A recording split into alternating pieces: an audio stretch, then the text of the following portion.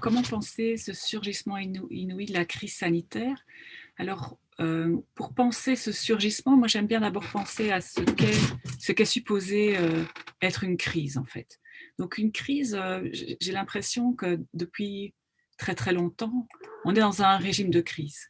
Donc c'est-à-dire qu'on vit dans un régime de crise permanent, hein, et on voit que depuis la fin des Trente Glorieuses, on est dans une suite de la grande crise, la crise pétrolière, la crise économique, les crises financières, les crises de la famille, les crises de la masculinité, les crises des vocations. Enfin, il y a toute une longue série de crises. Et quand cette crise sanitaire est apparue, je me suis posé beaucoup de questions sur effectivement la manière dont la crise nous impactait. Et donc, j'ai réfléchi à cette idée de la crise et surtout à ce que ça voulait nous faire dire, hein. Pour moi, les crises, comment dirais-je, c'est comme comment dirais-je, un capitalisme avancé dans lequel nous nous trouvons, c'est comme si la crise était quelque chose qui était de l'ordre de son accident naturel. C'est-à-dire que tous les moments du capitalisme avancé devaient vivre des crises pour retourner à un état originel. Donc il y a quelque chose d'assez particulier dans le régime de la crise qui à la fois se présente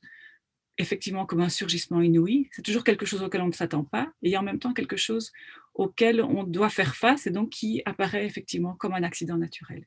Alors ce qui est problématique avec la crise, c'est qu'elle installe un régime qui est de l'ordre de l'exception, hein, et on voit ça depuis un an qu'on est dans un moment politique où la démocratie est quand même fortement mise à mal et donc comment dire, le rapport qu'on a à nos droits et à notre citoyenneté est aussi finalement mis en difficulté. Parce que la crise, elle va agir alors comme un régime de légitimation de l'état d'exception et c'est aussi un alibi pour détricoter, désarticuler et qui pousse hein, comment dirais-je, ce slogan du néolibéralisme qui dit toujours il faut s'adapter. Hein, c'est la crise, il faut s'adapter.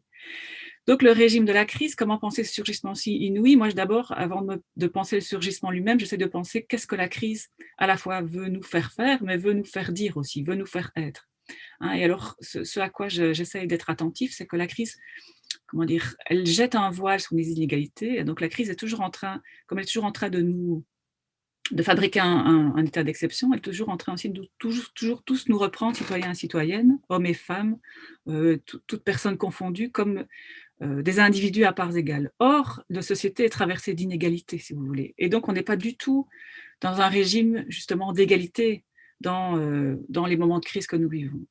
Et donc, je pense qu'il faut, en tout cas, moi, c'est comme ça que j'essaie de le penser, avoir un regard critique sur la crise, si vous voulez. Et donc, pour moi, il faut essayer de voir la crise autrement, donc pas la voir comme justement cet accident naturel du capitalisme avancé qu'on devra régler avec des problèmes, avec des instruments de gestion et de management, à la fois de la gestion et de la politique, mais de voir que, en fait, qu'est-ce que fait une crise? Une crise, ça produit de l'instable, hein, dans un stable qui est socialement construit, et cet instable appelle à être rétabli. Pourtant, la crise, c'est pour moi, pas un moment extraordinaire, mais un miroir en fait grossissant de toutes les inégalités et de finalement de tout ce qui est inégal, anormal dans nos sociétés et qu'en fait on peine à voir, hein, parce que c'est difficile de voir les inégalités, dans la société, mais la crise nous permet en fait, la crise fait office de révélateur de ces inégalités. Et donc la crise, elle nous permet aussi de voir tous ces invisibles, ces vulnérables que la société met en état d'invisibilité, comme toutes les personnes. Et alors ça, on l'a très bien vu justement depuis mars dernier. Euh, Comment dirais-je, ce sont les personnes dans les maisons de repos, les personnes en situation de handicap, les personnes en situation, euh, par exemple, de prostitution, les sans-papiers, les sans-abri, toutes ces personnes qui n'ont pas de statut, qui sont même mis en statut de minorité, hein, c'est-à-dire qui ne sont pas considérés comme des majeurs. La crise devrait en fait, plutôt que de nous appeler à toujours régler les choses à travers des mesures d'état d'exception et comment dire, des politiques de management que comment dire, sans cesse répétées, devrait plutôt nous apprendre en fait à voir autrement la société dans laquelle nous vivons.